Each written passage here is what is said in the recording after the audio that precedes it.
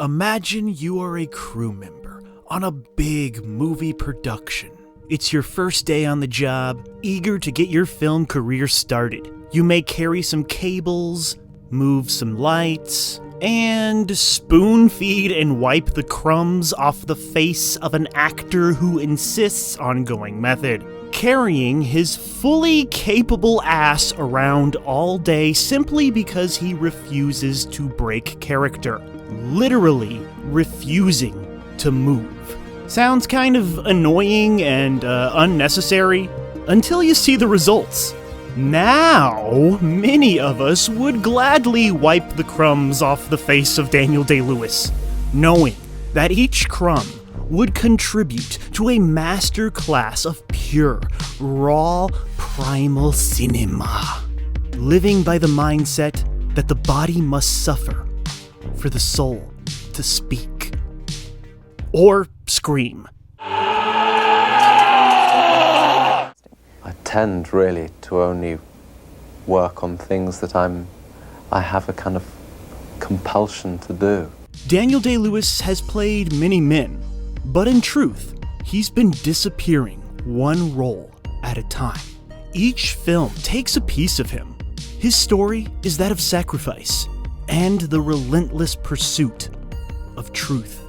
But to discover that truth, he has to disappear, vanishing into each role like an exorcism or a possession or some untamed shape-shifter, going so deep that it makes me wonder, is there even a real Daniel Day-Lewis behind his magnificent, monstrous mosaic of characters? Is he even a real person anymore? Tonight, the wild, strange metamorphosis of Daniel Day-Lewis, a man who got so into character that he was actually haunted by his father's real ghost during a theatrical production of Hamlet. And upon seeing this spirit, this ghost dad, Daniel Day-Lewis refused to return to the stage. Many noticed this young man when he popped up in a scene in that Gandhi biopic and a supporting role in The Bounty. But it was My Beautiful Laundrette and A Room with a View that really made the world pay attention. And these two films opened on the same day. Two very different characters. In one day, he was able to show off his range. One, a free spirit full of punk rock energy and confidence, and the other, an elegant, uptight fancy pants who is too awkward to function. Even then, he was a fiercely devoted young actor, trying to understand what his truth really meant.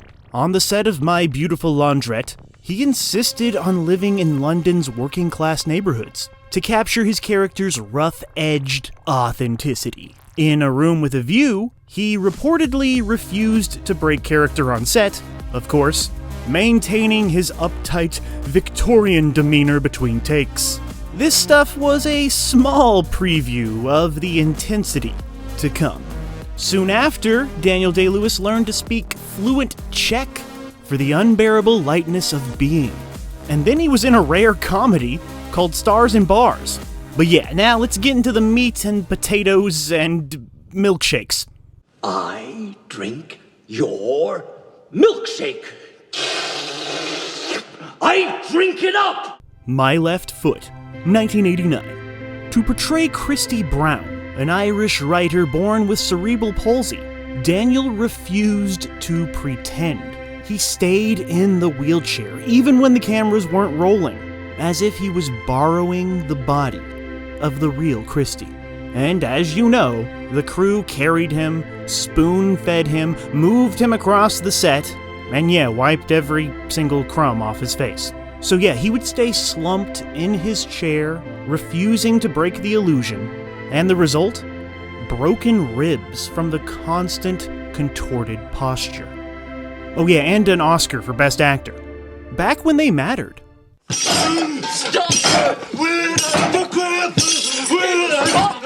Last of the Mohicans, 1992. To prepare, he vanished into the wilderness, learned to hunt, to track, to skin animals, to build canoes. He refused to eat anything he couldn't realistically hunt himself. It wasn't preparation, it was frickin' time travel.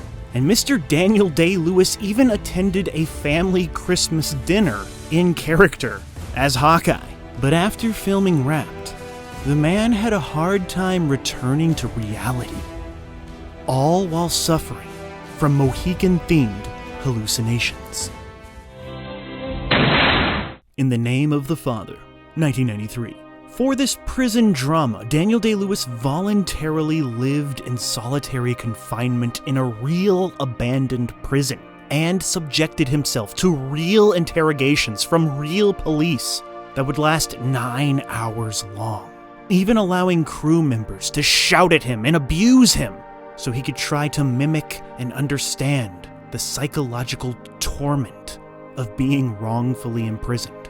He slept on a cold cell floor and refused proper meals, losing 50 pounds in the process. The pain was real, and so was the performance.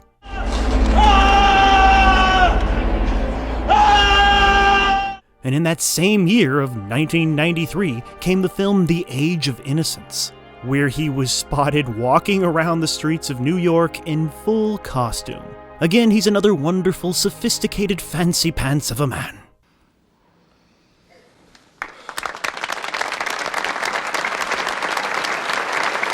The Crucible, 1996. He refused to bathe, built his character's house with 17th century tools, and really lived in it. And Daniel Day-Lewis got so into character that he married Arthur Miller's daughter. I think God is dead! The Boxer, 1997. He trained for 2 years with the absolute best in the boxing biz. And many professional fighters have said that Danny Boy could have been a champion fighter in real life. The actor took real punches and broke his real nose and gave himself real tattoos. But it drained him, and he needed to step away. So after The Boxer, he disappeared from the acting profession, eventually resurfacing as a cobbler in Florence, making shoes instead of movies. Until he made movies again. Gangs of New York, 2002. Marty and Leo were able to convince him to come out of retirement for this one. The 19th century slums come alive not just in the set design, but in Daniel Day-Lewis's flesh, playing Bill the Butcher. Well, not playing, but becoming. He honed his knife-throwing skills until they were second nature, and he apprenticed with real butchers. He sharpened real knives on the set, in between takes. This madman also picked fights with strangers on the streets. Imagine walking up to Daniel Day-Lewis, probably in full costume, and he's just like, "Oh, let's fight!" He had one eye covered with glass and learned to tap it with a knife without flinching.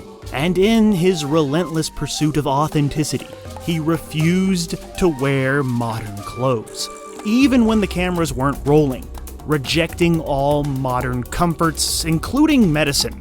And yes, he almost died from pneumonia. His loyalty is not just to the character, but to the suffering. And the only modern activity that he did, apparently, was listen to Eminem to channel his anger.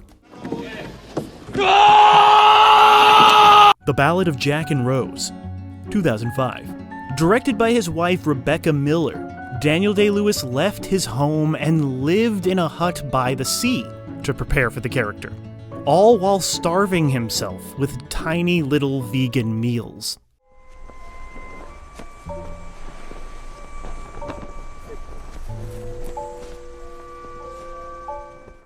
There Will Be Blood, 2007. Rumor has it he scared off the original Eli Sunday actor, who was replaced by Paul Dano, at the last minute. Apparently, Paul could handle a real beating and real bowling balls being tossed at him.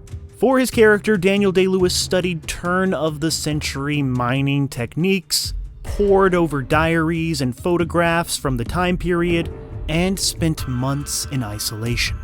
And his voice, well, it's inspired by John Huston, the legendary filmmaker. Playing this oily, greedy character, well, it won him his second Oscar, if you're keeping track at home. I've abandoned my child! I've abandoned my boy! 9. 2009. After all that blood, Daniel Day-Lewis simply did this musical for fun. He trained in singing and dancing for 5 hours a day.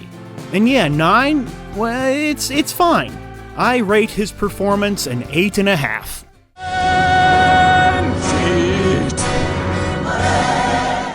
Lincoln, 2012.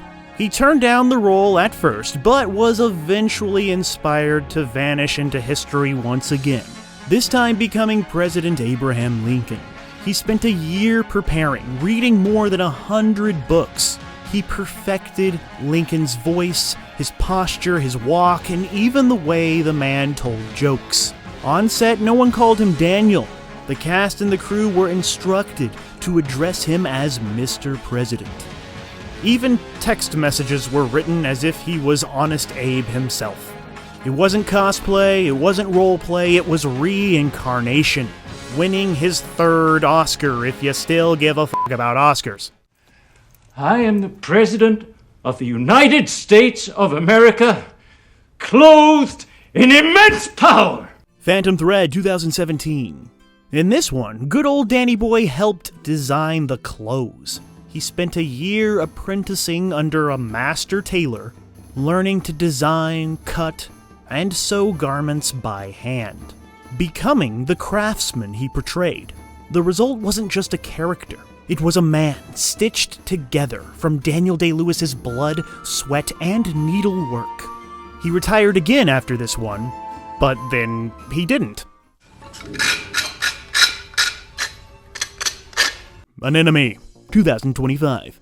Directed by his son, Ronan Day-Lewis. They worked together on this script for 4 years. Ronan fully embraced his father's methods, and it seemed like they had a nice, easy time making this flick. Comparatively, this beautiful, strange film allowed father and son to connect on an artistic and a spiritual level. Daniel Day-Lewis's main motivation on this one was simply family. And now, he can really retire. But feel free to come back to the movies anytime, Mr. Daniel Day-Lewis. Or if it makes you happy, just keep cobbling away, blessing our right and our left feet with well-made shoes, and blessing our right and our left sides of our brains with well-made films. Mr. Daniel?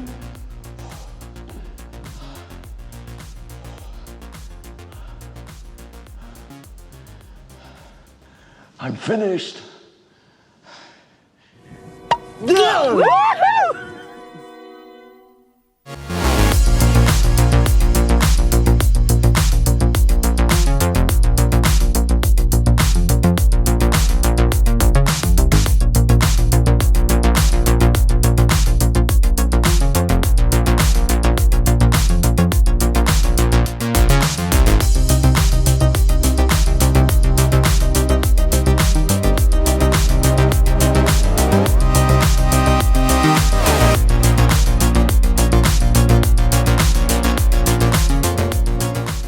Thank you for clicking on our video, everybody. If you like what you saw here, please make sure you like the video and subscribe and share with your friends who like this sort of content. Joe Blow was created by movie fans for movie fans, and we appreciate your support.